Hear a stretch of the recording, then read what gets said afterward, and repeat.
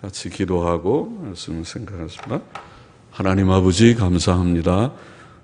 몹시 무더운 여름철을 당해서 활동하고 거동하기 불편한 그런 때이지만은 하나님의 은혜로 오늘도 하루의 일과를 마치고 소수지만은 예배당으로 발걸음을 인도하여 주셔서 하나님을 섬기며 또 말씀 앞에 있게 하시니 감사합니다.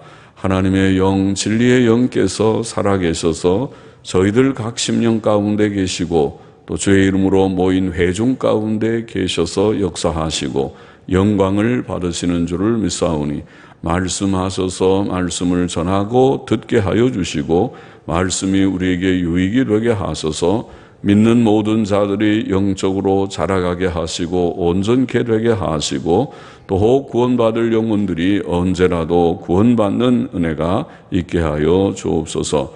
예수님의 이름으로 감사하며 기도하옵나이다. 아멘. 자, 전도서 4장 말씀을 같이 좀 생각해 보십시다. 1절부터 3절을 다시 보겠습니다. 내가 돌이켜 해 아래서 행하는 모든 학대를 보았도다. 오라 학대받는 자가 눈물을 흘리되 저희에게 위로자가 없도다. 저희를 학대하는 자의 손에는 권세가 있으나 저희에게는 위로자가 없도다. 그러므로 나는 살아있는 산 자보다 죽은 지 오랜 죽은 자를 복되다 하였으며 이 둘보다도 출생하지 아니하여 해 아래서 행하는 악을 보지 못한 자가 더욱 낫다 하였노라. 혹은 더욱 낫도다. 그렇게 앞에까지 말을 나는 산 자보다 죽은 지 오랜 자를 복되다 하였으며 끊고 이 둘보다도 출생하지 아니하여 해 아래서 행하는 악을 보지 못한 자가 더욱 낫도다. 그렇게 번역할 수도 있습니다. 그렇게 번역하는 것이 자연스러울지도 모르겠습니다. 세상에는 학대받는 자들이 있습니다. 그들이 눈물을 흘리지만 그들을 위로하는 자가 없다고 2번이나 말하고 있습니다. 학대하는 자의 손에는 권세가 있으나 학대받는 자들에게는 위로자가 없다고 말합니다. 세상에 불의, 학대, 억울함 등이 있음을 볼 때 세상은 분명 이상적이지 않고 살만한 좋은 것이 못 됩니다. 그것은 인간의 죄로 인해 세상이 악화되었기 때문입니다. 그러므로 죽은 자가 더 복되며 아직 아예 태어나지 않은 자가 더 복되다고 그렇게 본문은 말하고 있습니다. 그러나 감사하게도 이런 부조리한 세상의 현실이지만은 하나님의 심판, 공의로운 공정한 심판이 있습니다. 전도서 끝에 가보면 12장 14절에 하나님은 모든 행위와 모든 은밀한 일을 선악간에 심판하시리라 그런 말씀이 나오는데 하나님의 심판을 성경은 말하고 있고 또 우리는 믿고 알고 있습니다. 또 성경이 밝히 증거하는 대로 내세가 있습니다. 의인에게는 복된 천국이 있고 악인에게는 심히 두려운 지옥이 있습니다. 하나님의 심판이 있고 내세가 있기 때문에 그것이 우리에게는 궁극적인 위로가 되고 또 이 세상에서도 고난 중에 하나님의 위로가 있습니다. 하나님께서는 우리에게 위로를 주시는 하나님이십니다. 살아계신 하나님께서는 이 험한 세상을 사는 때때로 지치고 위로가 필요한 우리들에게 위로를 주시는 하나님이십니다. 바울은 고난 중에 그런 위로를 체험했고 그래서 다른 이들을 위로하는 위로자가 되었다고 고린도후서 1장 4절에서 고백했습니다. 성경은 위로의 책이라고 로마서 15장 4절에 말씀했죠. 성경 말씀을 통해서 또 하나님께서 우리를 위로하십니다. 그러므로 초대교회의 성도들은 고난을 많이 받았지만 낭망하지 않고 소망 중에 즐거워하며 담대하게 주님을 믿고 증거했습니다. 4절 말씀 보십시다. 내가 또 본즉 사람이 모든 수고와 여러 가지 교묘한 일로 인하여 이웃에게 시기를 받으니 이것도 헛되어 바람을 잡으려는 것이로다. 앞에는 학대에 대해서 얘기했는데 여기는 시기에 대해서 얘기합니다. 여러 가지 교묘한 일로 우리는 그렇게 번역했는데 원어의 뜻은 일의 모든 솜씨, 어떤 영어 성경은 솜씨, 스킬, 솜씨라고 번역하기도 하고 또 성취, achievement, 성취라고 번역하기도 하고 또 권위 있는 히브리어 사전, BDB 사전이나 KB 사전에는 성공, success라는 뜻이 있습니다.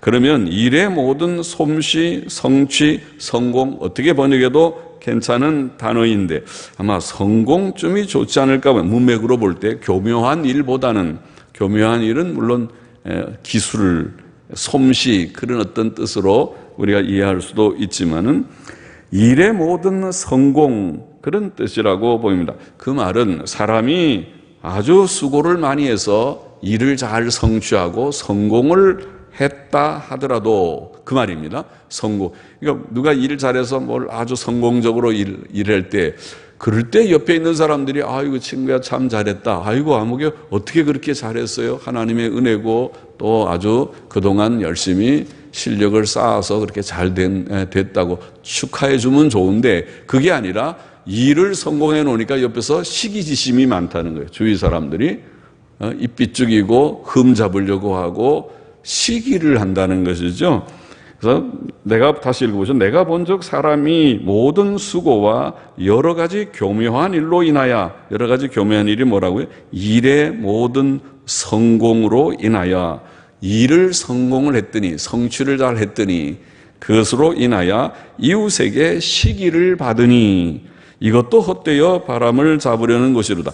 세상에는 학대도 많고 또 열심히 자기는 일해가지고 수고를 많이 해서 일을 잘 해놨더니 그거를 옆에서 시기 질투하고 입 삐죽이고 그것을 헐 뜯으려고 하는 그런 사람들이 있다는 거예요. 세상이 참 안 좋은 세상의 면이죠. 우리가 서로 사랑하고 서로 위로하고 서로 격려하고 살면 이 피곤하고 다 피곤하고 수고로운 세상인데 어느 누구 하나 수고하지 않는 사람이 없어요. 힘들지 않은 사람이 없어요. 어린애부터 노인들까지 사는 삶의 현실이라는 것은 다 수고롭고 피곤한 세상인데 서로 볼 때 아유 수고 많죠. 힘내세요. 어떻게 힘들 일은 없어요. 서로 좋게 사랑하고 위로하고 격려하고 이렇게 산다면은 조금 피곤하지만 그래도 좀 덜할 텐데 그것이 아니라 열심히 수고해서 무엇을 이루었더니 그것을 삐죽이면서 흠이나 잡으려고 하고 이상한 마음 속상하는 얘기나 툭툭 내뱉고 왜 그러는지 모르죠. 세상이 참 이상해요. 사람들이 다 이것이 다 불완전해서 그런 것이죠. 사람들이 인격이 온전하고 건전하고 아주 성숙하다면 그렇게 남의 흠은 좀 감추어주고 그거는 마음에 담고 흠 없는 사람이 누구 있는가? 나도 흠이 많은데 그거는 좀 말하지 말고 남의 장점들을 좀 이렇게 인정하고 위로 격려하고 이렇게 하면은 그러면 조금 나을 텐데 이 세상이 각박한 세상이 안 될 텐데 말이죠.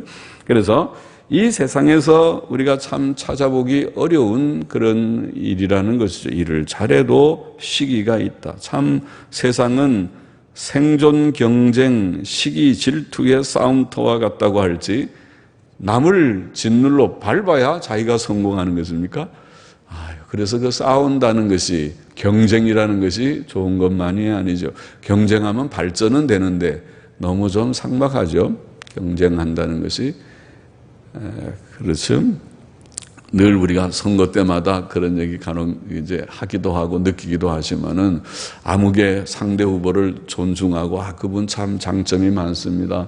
이렇게 훌륭한 점이 많은 좋은 후보입니다. 그런데 어떤 견해는 좀 저랑 차이가 있고 저는 이런 면을 좀 더 합니다. 이렇게 하면 좋은데 그게 아니라 선거만 되면은 상대에 있는 흠 없는 흠을 어떻게든지 드러내갖고 다 완전히 그 선거만 보면 양쪽이 다 나쁜 사람들 같죠. 다 저 후보는 나와서는 안 될 아주 형편없는 사람이고 또 상대는 또 공격일 이후도 서로 다 그렇게 헐뜯는 것 보기 싫죠. 그런데 그거는 뭐 미국이나 한국이나 어디 나라나 비슷한 것 같아요. 그래서 이것이 인간 사회의 못난 모습이로구나. 좀 잘난 사람들이라면은 훌륭한 사람들이라면 꼭 그렇게 해야지 되는가? 서로 상대의 장점을 얘기하고, 다 어떻게 보면 그 정도 나온 사람들은 훌륭한 점들이 좀 있겠죠. 그래서 물론 이념과 사상의 차이는 있으니까 그런 것을 막 뒤섞어서 또 나가는 것도 별로 좋은 것도 아니지만은요.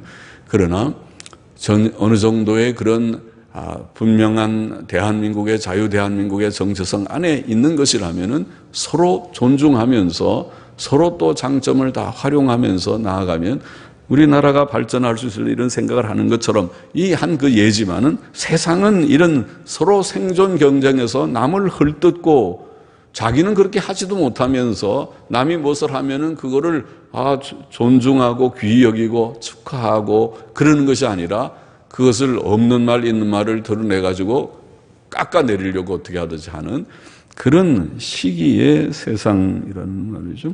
그래서 그런 현실을 여기에 말씀했습니다. 그것이 참 허무한 세상의 한 면이다. 5절 6절 보십시다. 우매자는 손을 거두고 자기 살을 먹느니라. 한 손에만 가득하고 평온함이 두 손에 가득하고 수고하며 바람을 잡으려는 것보다 나으니라. 두 가지 내용이 여기에 들어있는데 5절에는 우매자는 손을 거두고, 손을 거둔다는 말은 손을 접는다, 손을 모은다 이런 뜻인데 그것은 게으른 자의 모습을 묘사하고 있습니다. 잠언 6장 10절, 24장 33절에 보면 그런 표현이 나옵니다. 손을 우리가 거두지 말고 손을 부지런히 놀려서 펼쳐서 일을 해야 되는데 손을 거둔다, 움츠리는 것입니다. 그것은 게으른 자의 모습입니다. 사람의 수고가 헛되다고 하여서 게으름이 행복은 아닙니다. 다 모든 수고가 헛되니 우리는 아무 일도 할 것이 없다. 그렇게 해서는 안 되겠습니다. 우매자는 게으르고 손으로 일하기를 싫어합니다. 자기 살을 먹는다. 우매자는 손을 거두고 자기 살을 먹는다. 일은 안 하고 자기 살을 먹는다. 아니, 배고프다고 자기 살을 먹으면 안 되잖아요. 그런데 우리가 그런 표현이 있죠. 우리도 제 살 깎아 먹는다. 그런 표현이 있죠. 그것이 우리가 자기 살을 먹으면 어떻게 하겠어요? 더 생산적이고 발전적인 것을 해야죠. 그렇죠? 나라도 발전하려면은 자꾸 우리가 세금 가지고 까먹는 거 하지 말고 자꾸 또 기업을 활성화시키고 일자리를 활성화시키는 소위 말하는 민간 기업들이 활성화되는 게 좋은 것이잖아요. 그렇지 않고 세금 가지고 일자리 늘리는 건 누가 못하겠어요. 그건 제살 깎아먹기라고 그러죠. 그 세금 가지고 다 일자리 만들어서 만일 사람들을 고용하면은 그것이 과연 이득이 되는 일인가요? 오히려 그 세금을 더 좋은 일에 쓸 수 있는 것은 아닌가요? 그래서 우리가 공무원들은 최소화하고 꼭 필요한 공무원은 우리가 쓰지만은 최소화하고 그런 말들을 많이 하는 것이죠. 그리고 민간 기업들이 자꾸 활성화되는 것은 그것은 이익을 창출하는 것이니까 거기에서는 자꾸 많은 사람들을 고용해서 일거리를 만들수록 이익이 생기는 것이죠. 그래서 그런 일들을 많이 해야 되는 것과 비슷하죠. 게으른 사람들은 자기 살을 먹는다고 표현합니다. 우매자의 게으름은 결국 자신을 망친다는 말씀이죠. 6절에 한 손에만 가득하고 평온함이 두 손에 가득하고 수고하며 바람을 잡으려는 것보다 나으니라. 소득이 많은 것도 반드시 좋은 것이 아니라는 것입니다. 그것이 헛되고 마음고생일 뿐일 때 무슨 유익이 있겠습니까? 그러므로 잠언 15장 16절 17절은 가산이 적어도 여호와를 경외하는 것이 크게 부하고 번뇌하는 것보다 나으니라. 여간 채소를 먹으며, 여간은 보통 이런 부사어인데 보통 채소를 먹으며 서로 사랑하는 것이 살진 소를 먹으며 서로 미워하는 것보다 나으니라. 그런 말씀을 했죠. 적은 소득이라도 서로 사랑하고 하나님 경외하고 서로 사랑하면서 평온하게 생활하는 것이 더 낫다는 것입니다. 행복은 소득의 많음에 있지 않고 마음의 평안에 있습니다. 그런 평안은 물론 하나님께서 주십니다. 하나님께서는 평안을 주시는 평안의 주님이십니다. 데살로니가후서 3장 16절 말씀했죠. 또 계명을 순종하는 의로운 삶에는 강같은 평안이 약속되어 있습니다. 이사야 48장 18절 말씀.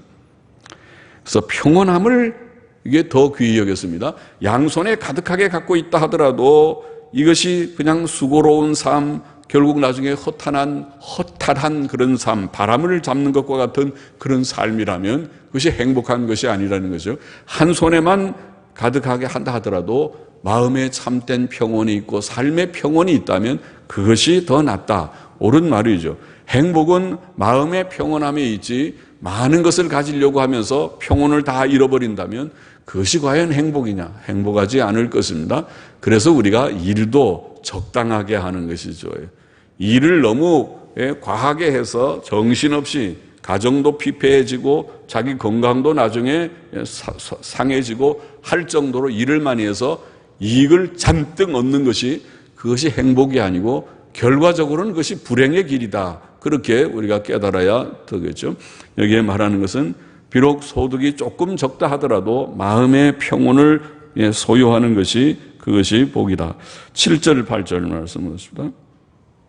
내가 또 돌이켜 해 아래서 헛된 것을 보았도다. 어떤 사람은 아들도 없고 형제도 없으니 아무도 없이 홀로 있으나 수고하기를 맞이 아니하며 부를 눈에 족하게 여기지 아니하면서도 이르기를 내가 누구를 위하여 수고하고 내 심령으로 낙을 누리지 못하게 하는고 하나니 이것도 헛되어 무익한 노고로다.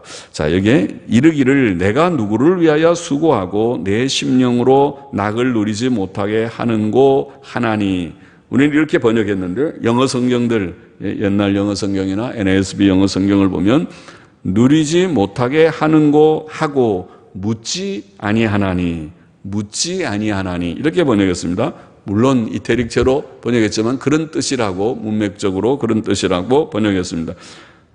내 심령으로 낙을 누리지 못하게 하는고 하고 묻지 아니하나니 이것도 헛되어 무익한 노고로다. 무슨 말입니까? 어떤 사람은 쉬지 않고 수고하고 돈을 법니다. 그는 번 돈으로 만족하지 않고 그것을 쓰고 즐길 줄 모르고 계속 벌기만 합니다. 그에게는 그러나 돈을 버는 목적이 없다는 것입니다. 여기 보면은 자, 수고를 하기를 맞이 아니하고 수고하는 것을 중단하지 않는다는 말이죠. 계속 수고만 하고 부를 눈에 족하게 여기지 아니하면서도 돈이 많이 벌어지는데도 이게 만족이 없어요. 그러니까 계속 더 벌어야 되는 것이죠.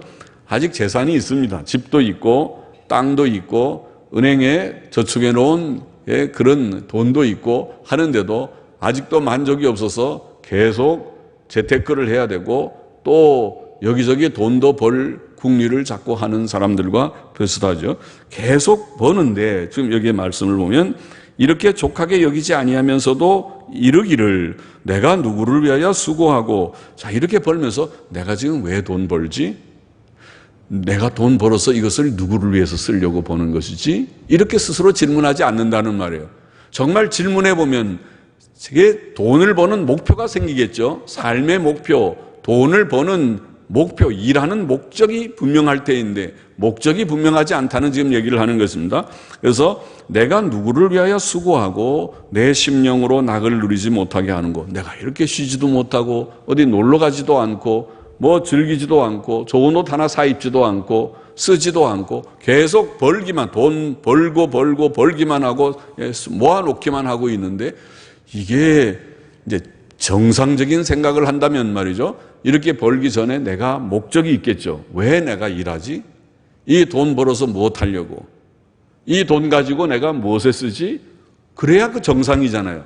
그렇게 목적을 가지고 목표를 가지고 일을 하고 돈을 벌어야 정상인데 이 사람은 계속 아들도 없고 형제도 없어요. 돈 쓸 데가 없는 것입니다. 달랑 자기 혼자인데 그런데도 계속 돈을 번다고 지금 얘기하고 있어요. 이 본문에 얘기 보면. 그렇죠? 그러니까 목적이 없는 것입니다. 돈 쓸 데도 없는데 계속 돈을 벌고 있으면서 내가 누구를 위하여 수고하고 내 심령으로 낙을 누리지 못하게 하는 거 묻지도 아니한다는 거예요. 그래야 문맥이 맞죠? 그런 질문도 하지 않고 계속 돈만 벌고 있으니 이것도 헛되어 무익한 노고로다. 참 세상에 이렇게 정신없이 돈을 버는 일도 있구나, 이 얘기를 하는 것입니다. 참 헛된 일을, 허망한 일을 하고 있다는 말씀이죠. 자, 인간이 돈 버는 기계가 아닌데 무엇을 위해 수고하고 돈을 벌어야 되는지 목적이 없이 하니 헛되다는 말입니다. 사람은 삶의 바른 목표가 필요하다는 것을 암시하고 있는 말씀이죠. 우리는 목적 있는 삶을 살아야 되고 목적 있게 일을 하고 돈을 벌어야 하죠. 당연한 얘기죠. 그건 아주 당연한 기초적인 얘기입니다. 사람의 목적이 무엇입니까? 사람의 제일 되는 목적은 성경 이사야서 43장 7절의 말씀대로 하나님을 위해서 사는 것이죠. 이사야 43장 7절에 보면 물은 내 이름으로 일컫는 자 곧 내가 내 영광을 위하여 창조한 자를 오게 하라. 내가 내 영광을 위하여 창조한 자를 오게 하라. 우리는 어떻게 창조됐다고요? 하나님의 영광을 위하여. 하나님을 영화롭게 하고 기쁘시게, 어떻게 하면 영화롭게 하고 기쁘시게 하나요? 하나님의 뜻대로 사는 것이 하나님께 영광되죠. 하나님께서 하라는 것을 하지 않는 것은 하나님께 욕을 돌리는 일이고, 하나님께서 하라고 하는 것을 하려고 애를 쓰는 것은 하나님께서 기뻐하시는 일이겠죠. 하나님의 영광을 위해서 사는 목표, 하나님께서 우리를 창조하신 그 창조의 목적을 위해서 하나님께서 나를 찬송하는 것을 내가 기뻐한다면 찬송하고, 예배 드리는 것을 기뻐한다면 예배를 드리고, 성경도 좀 읽는 것을 내가 기뻐한다면 성경책 읽으려고 하고, 매일 기도하는 것은 호흡과 같아서 쉬지 말고 기도하거라 그러면 기도하는 일을 멈추는 죄를 범치 않고, 죄 짓지 말라고 십계명대로 바로 살기를 힘쓰는, 그것이 하나님을 영화롭게 하는 삶이 아니고 무엇입니까? 그런 목적이 분명해야 하겠고, 또 둘째로 하나님의 뜻을 따라서 선을 행하는, 이웃에게, 다른 이들에게 선을 행하는 것이 하나님께서 우리를 향하신 목적이라고 성경은 분명히 가르쳐 주었습니다. 디도서 2장 14절에 우리가 잘 아는 말씀이죠. 그가 우리를 대신하여 자신을 주심은 모든 불법에서 우리를 구속하시고 우리를 깨끗하게 하사 선한 일에 열심하는 친백성이 되게 하려 하심이니라. 하나님이 우리를 구원하신 목적이 분명히 제시되어 있습니다. 우리를 구원하신 목적은 이제 모든 불법에서부터, 과거에는 죄 가운데 우리가 빠져 살았지만 거기에서 건져내어서 이제는 깨끗하게 해서 선한 일을 위하여 열심하는 하나님의 친백성을 만들기 위하여 구원하신 것이다. 목적이 분명합니다. 하나님이 우리를 구원하신 것은 선한 일. 선한 일이 무엇인가요? 물론 하나님을 영화롭게 하는 일도 선한 일이고, 또 예수 잘 믿는 일도 선한 일이고, 복음을 널리 전하는 일도 선한 일이고, 그리고 거기에 더해서 하나님께서 기뻐하시는 이웃을 위해서 구제하고 선을 베푸는 것들이 다 선한 일 속에 들어갑니다. 우리가 구원받은 목적이 분명합니다. 하나님께서 우리를 구원하신 그 목적이 분명하게 성경에 제시되어 있고 우리가 아는 바입니다. 그러므로 우리가 돈을 번다고 할 때에 목적 없이 하는 것처럼 정신없는 일이 없고, 세상 사람들은 그렇게 한다 하더라도 예수 믿는 사람들은 그렇게 하는 것이 아닙니다. 예수 믿는 사람들은 그 돈을 버는 목적이 분명합니다. 그래서 사실은 돈을 버는 게 중요한 것이 아니라 돈을 쓰는 그 생각이 먼저 정립되고 벌어야 하죠. 내가 돈을 벌면 이 돈을 어떻게 쓰겠다. 내가 돈이 들어오면 그거 갖고 내가 근사하게 좋은 집 사고, 좋은 차 사고, 좋은 옷 입고, 그리고 한 번씩 좋은 데 가서 먹고 놀고, 이런 세상적인 목적을 가지고 사는 신자가 있다면 그런 신자도 아닐 것입니다. 정신을 차려야 될 자입니다. 우리의 목적이, 우리의 삶의 전체 목적이, 돈을 버는 목적이 하나님을 영화롭게 하고, 내가 돈을 벌어서 그 돈을 가지고 어떻게 하면 하나님을 기쁘시게 하는 일을 할 수 있는 것인가? 어떻게 하면 내가 하나님의 영광을 위해서 내 생을 드릴 수 있는 것인가? 돈뿐 아니라 우리의 생명까지라도 주의 영광을 위해서 내가 살겠다고 하는 이 중심이 없다면 예수의 옛자도 잘 아직 모르는 자일 것이라. 예수를 바로 안다면, 주께서 나 같은 죄인을 구원하신 것을 바로 깨달은 자라면 주를 위해서 어떻게 하든지 살고자 하는 로마서 12장 1절 2절의 말씀을 그런 기본으로 알아야 될 것입니다. 로마서 12장 1절 2절이 그것이 예수 믿고 구원받은 사람들에게 주시는 생활 교훈의 제일 일성이 아닙니까? 제일 먼저. 너희 몸을 하나님의 거룩한 잔 제사로 드리라. 주께서 우리 같은 죄인을 구원하셨으니 이제 너는 주를 위해서 살 그런 몸이 아닌가. 선한 목적이 하나님의 영광을 위하고 선한 일을 위해서, 선한 일은 곧 하나님을 위해서, 그것은 전도의 일을 위해서 귀한 하나님의 일입니다. 또 하나님의 참된 교회 건립을 위해서 자신을 드리는 것이야말로 얼마나 귀한 일인지 모릅니다. 주님의 뜻은 교회 건립이 아닙니까? 예수님이 오신 것은 교회를 세우기 위해서가 아닙니까? 참된 교회, 썩어지는 되된 배교한 교회나 타협적인 교회 말고 바른 교회를 세운다고 하는 것은 하나님께서 우리에게 주신 지상명령, 가장 큰 명령이죠. 모든 성도들에게 참교회를 세우라. 그러니 여러분의 자녀들 중에서 정말 신실하게 주를 사랑하는 마음이 불붙어서 신학교에 가는 자가 있다면 아마 하나님께서 제일 기뻐하시는 것 중에 하나일 거예요. 다 자기를 위해서 살기를 원하지, 나의 젊음과 생애를 나를 위해 쓰지 하나님을 위해서 요만큼도 쓰기를 별로 생각지 않는 그런 세대 가운데서 나의 생을 주를 위하여 온전히 바치기를 소원합니다고 누가 결심만 한다면 하나님께서 기뻐하시겠죠. 목사의 마음도 기뻐 뛰는데요. 제가 늘 말했지만 지금이라도 우리 아들이 신학 공부한다면 대책 없는 일이지만은 그러면 내가 춤을 추겠다. 그러나 그래도 아들이 신학은 안 하면서도 생각은 내가 돈을 벌면 그 돈을 가지고 선한 일을 위해서 쓰겠다. 목적은 있는 것 같아서 그래 보자. 하고 안 하는 것은 내 생애를 결산할 때 알 수 있는 것이지, 시작할 때 하는 말은 누군들 좋은 말 못하냐.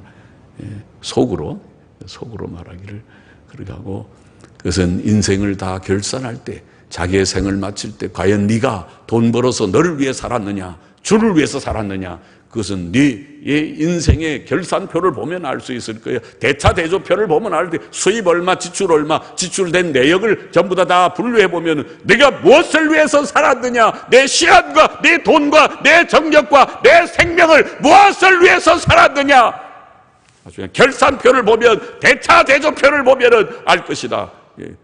하나님이 내게 24시간을 줬는데 어떻게 살았고, 365일을 줬는데 어떻게 살았고, 내게 한 달에 얼마를 줬는데 어떻게 썼는지, 그거는 나중에 결산표를 보면 알 것이다. 지금 얘기할 것이 아니라 결산해 보면 알 것이다. 네가 주를 위해 살았는지, 그것이 허풍이인지 말만의 것인지, 네 과연 진짜로 네 생을 주님 앞에 드린 것인지. 하나님이 원하시는 것은 우리의 삶이 목표가 있는 것을 원하십니다. 그리고 네 자신을 위해서는 적당히 절약해서 써라. 그리고 주의 이름을 위해서 선한 일, 구제하는 일도 힘쓰라. 그것이 성도의 생활 관념이죠. 우리 9절 10절 말씀 보십니다. 두 사람이 한 사람보다 나음은 저희가 수고함으로 좋은 상을 얻을 것입니다. 혹시 저희가 넘어지면 하나가 그 동물을 붙들어 일으키려니와 홀로 있어 넘어지고 붙들어 일으킬 자가 없는 자에게는 화가 있으리라. 두 사람이 서로 협력하면 무슨 일이든지 더 잘하고 좋은 결과를 얻을 수 있겠죠. 혼자 하는 것보다 둘이 협력하면 잘 될 것입니다. 또 둘 중에 하나가 혹 실수하거나 낙심할 때에도 다른 사람이 그를 붙들어주고 그를 위로 격려할 수 있습니다. 혼자 하다가 낙심하면은 그 수렁에서 혼자서 헤어나오려면은 시간이 좀 많이 걸리겠죠. 혼자 하다가 이제 그 다음에 깨닫기도 할 수 있겠지만은 둘이 있으면 친구야 힘내. 누구나 다 그렇잖아. 어려운 일 없는 사람이 어디 있어. 나도 과거에 그런 일이 있고 또 다 누구나 그런 거잖아. 힘내, 빨리 내. 그 너무 오래 가는 거 안 좋아. 힘내고 빨리 털어버리고 힘내고 기도하자. 같이 기도하자. 기도하고 격려하고, 그리고 세상에 어려운 일을 겪지 않고 성공한 사람이 누가 있어요? 훌륭한 사람들 보면 다 바닥을 기듯이 어려운 일들을 하면서 성공했더군요. 그렇잖아요. 다 아는 얘기들 아니에요. 그러니까 그렇게 둘이서 있으면 좀 낫겠죠. 그러나 붙들어줄 친구가 없는 사람은 화가 있다고 표현하니 불행하다는 말이죠.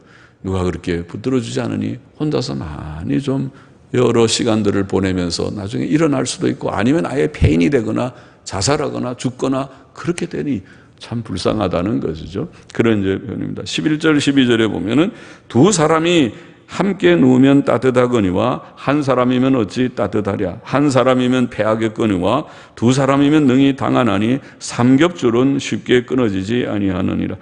두 사람의 친근한 교제는 서로에게 기쁨과 힘이 될 것이라는 말씀이죠. 또 두 사람이 단합하면 어려운 일이 올 때 잘 이겨나갈 수 있을 것입니다. 이와 같이 본문은 친구들 간의 교제와 협력의 유익에 대해 말합니다. 서로 미워하고 시기하고 다투는 것은 서로에게 해를 줄 뿐입니다. 갈라디아서 5장 15절에 보면 만일 서로 물고 먹으면 피차 멸망할까 조심하라고 했죠. 하나님께서는 우리가 주께서 명하신 선한 일들에서 일심 단합하기를 원합니다. 바울은 빌립보 교인들이 일심으로 서서 한 뜻으로 복음의 신앙을 위해 협력하는 것을 듣기를 원했고, 빌립보서 1장 27절 말씀. 또 그는 데살로니가 교인들에게 피차 권면하고 피차 덕을 세우기를 너희가 하는 것 같이 하라. 서로 다 친구들이죠. 좋은 친구와 같이 권면하고, 친구야, 형제야, 힘내, 이렇게 하세요, 합시다. 권면하고, 또 덕을 세운다는 것은 남의 유익을 끼치는 것을 말하는 것입니다. 그것이 덕을 세우고, 부덕하다는 말은 남에게 유익이 아니라 오히려 상처를 주는 것을 부덕한 사람이라고 말하고, 덕을 세우는 사람이라는 말은 말 한마디라도 남에게 힘이 되고 유익을 주는 것이 덕스럽다는 말이에요. 그러니까 덕스러운 사람들이 되라고 성경이 말하는 것이죠.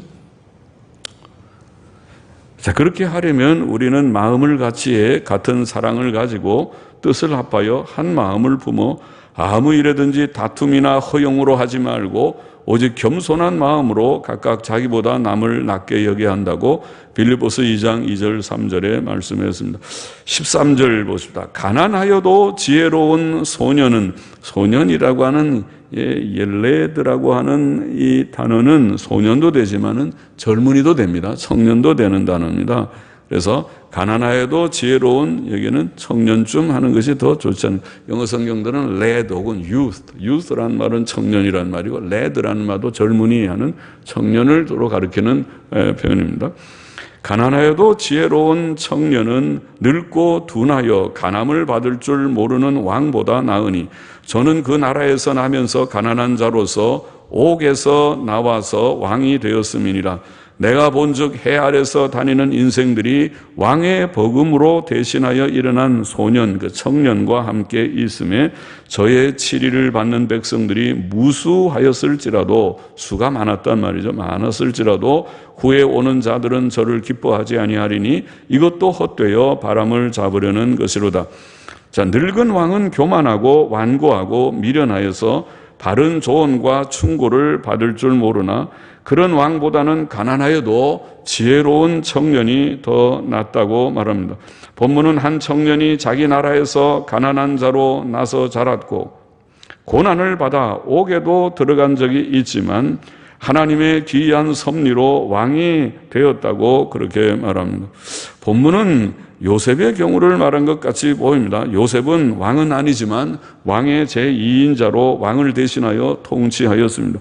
백성들은 늙은 왕 대신에 왕이 된 그 청년을 지지하고 그의 통치받기를 좋아했습니다. 16절에 후에 오는 자들이라는 말은 다음 세대의 사람들 혹은 왕들을 가리키는 것 같습니다. 한때 사람들의 환영을 받았던 그는 다음 세대에서는 사람들의 배척을 받기도 한다는 뜻일 것입니다. 요셉의 경우도 그랬죠. 요셉을 알지 못하는 다른 왕, 신왕조가 들었을 때에 요셉을 통해서 그렇게 많은 나라에 기여하고 나라에 큰 공을 세운 요셉이지만은 요셉과 그 자손들에 대한, 그 친척들에 대한, 이스라엘 백성들에 대한 그런 학대가 시작되었던 것이죠. 세상의 권력은 무상하며 사람들의 여론도 변화무쌍합니다. 한때는 다 좋다고 아우성이 된 사람들이 또 한때는 싸늘한 여론이 되는 것을 우리는 때때로 사회나 정치적인 그런 환경에서 봅니다. 그러므로 우리는 사람들을 의지하지 말고 오직 하나님만 의지해야 한다는 성경의 교훈을 기억해야 하겠습니다. 예수께서는 요한복음 2장에 우리가 하는 대로 많은 사람이 그의 행하는 표적을 보고 그를 믿었으나 자기 몸을 그들에게 맡기지 않으셨습니다.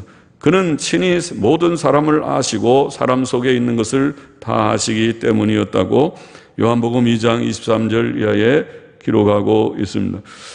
오늘 전도서 4장의 교훈은 사실은 여러 가지 내용이 여기에 섞여 있는데, 그러나 우리는 그것을 같이 다 그냥 읽어보았습니다. 한 교훈만 하기에 너무 짧으니까 다 여러 교훈을 그냥 다 두루 살펴보았습니다. 정리해 보십시다. 첫째로, 우리는 학대와 시기가 있는 세상에서 공의의 심판자 하나님을 참 위로자로 삼아야 하겠습니다. 하나님은 우리의 위로자이십니다. 이스라엘이 멸망했을 때에 하나님은 이사야를 통해서 멸망한 이스라엘, 앞으로 멸망할 이스라엘이지만 멸망한 이스라엘을 내다보시면서 하나님은 이사야 40장 1절에서 너희 하나님이 가라사대 너희는 위로하라, 내 백성을 위로하라고 했죠. 위로하라. 위로를 주시는 하나님. 이사야 51장 12절에도 너희를 위로하는 자는 나연을 너는 어떠한 자에게 죽을 사람을 두려워하여 풀같이 될 인자를 두려워하느냐. 사람 두려워하지 말고, 사람이 너희를 학대하고 시기하고 너의 마음을 상하게 한다고 하더라도 낭망하지 말고 하나님께 위로를 구하라. 하나님은 우리를 위로하시는 자다. 너희를 위로하는 자는 나연을. 우리를 누가 위로하신다고요? 하나님께서 위로하시는 자입니다. 최종적으로 천국에서 우리를 위로하실 뿐 아니라 지상에서도 땅 위에서도 시시때때로 낭망하는 우리가 죄를 지어서 고난을 받으면 회개해야 되는 것이고, 그것이 아니고 바로 살려고 하는데도 불구하고 학대를 당한다든가 시기를 당한다든가 어려운 문제를 당해서 낙심할 그런 처지가 될 때에 위로를 주시는 하나님을 바라봐야 되겠습니다. 하나님은 우리의 위로자이십니다. 둘째로, 우리는 소득이 좀 적어도 평온한 삶을 구하여야 하겠습니다. 아까 잠언 15장 16절 10절 읽었지만은 가산이 적어도 여호와를 경외하는 것이 크게 부하고 번뇌하는 것보다 나으니라. 보통 채소를 먹으며 서로 사랑하는 것이 살진 소를 먹으며 서로 미워하는 것보다 나으니라. 그렇잖아요. 집안에서, 집이 부자면 뭐합니까? 대골 같은 집이면 뭐하고, 일하는 사람들이 많이 있어가지고 매일 식탁에 참 맛있는 반찬이 가득히 올라오는 식탁이면 뭐합니까?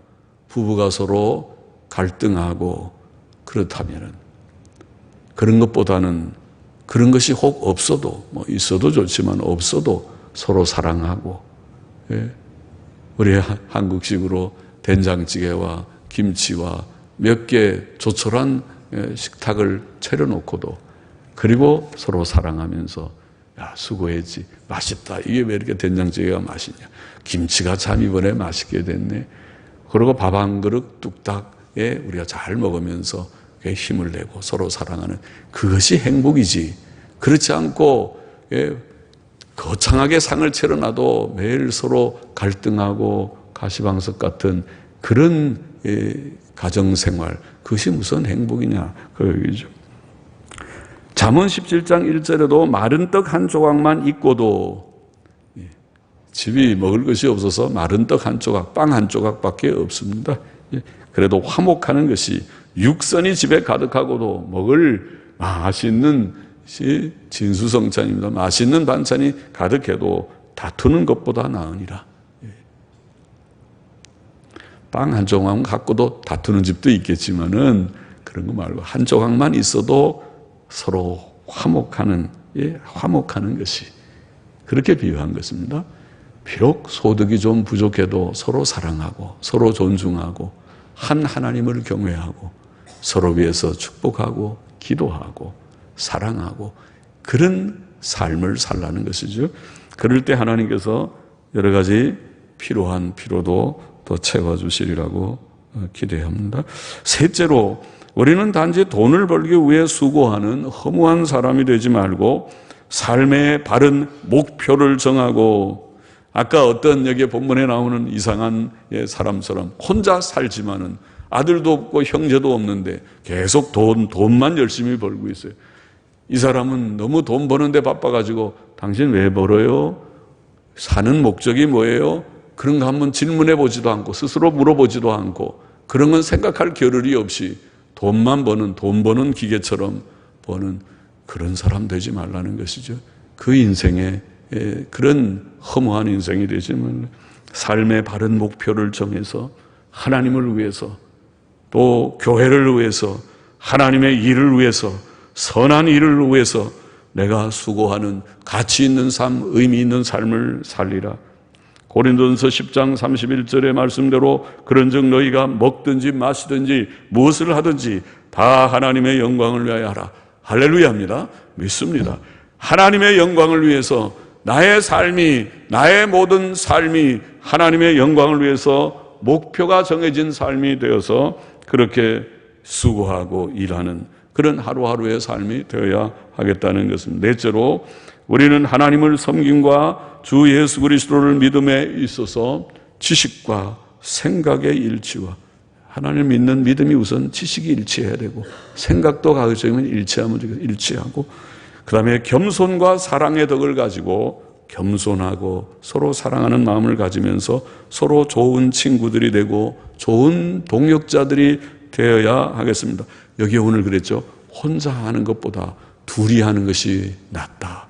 혼자 있었다가 넘어지면 일어나지 못하지만 둘이 있으면 붙들어준다. 삼겹줄은 잘 끊어지지 않는다. 12절 다시 보십시다. 한 사람이면 패하겠거니와 두 사람이면 능히 당하나니 삼겹줄은 쉽게 끊어지지 아니하느니라. 그렇게 말했습니다. 좋은 친구가 필요하다는 것입니다. 친구가 좋은 것이라는 것입니다. 그러나 아까 제가 말했죠. 어떤 친구요? 하나님을 섬김과 예수 그리스도를 믿음에 있어서 지식과 생각의 일치가 있고 겸손과 사랑의 덕이 있는 이런 좋은 친구들, 좋은 동역자들, 주님의 일을 할 때도 이런 동역자들이 교회에 있으면 얼마나 행복한 교회인지, 이런 목사에게 이런 좋은 부교육자들이 있으면 얼마나 행복한 일인지, 이런 목사에게 이런 아름다운 탕회가 있으면 얼마나 행복한 일인지, 모두들이 다 하나님을 경외하고 하나님을 섬기는 정신에 있어서 지식에 있어서 일치하고 겸손과 사랑의 덕을 가지고 서로를 존중하면서 하나님 한 목표, 주의 영광을 위하고 주의 일을 위한다고 하는 한 목표를 향해서 서로 협력하며 간다면 힘있는 사역이 될 수 있을 터인데, 시편 133편 1절에도 형제가 연합하여 동거함이 어찌 그리 선하고 아름다운고. 그죠? 혼자 있는 것보다, 혼자 있으면 좀 외로워요.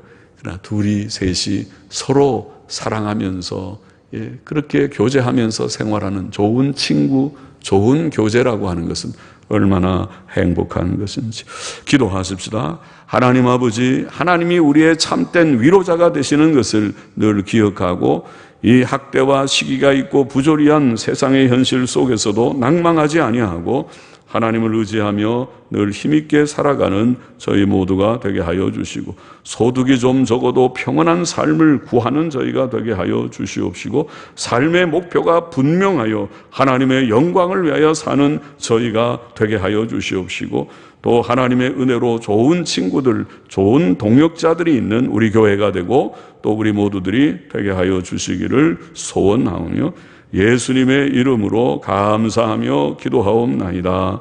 아멘. 아멘.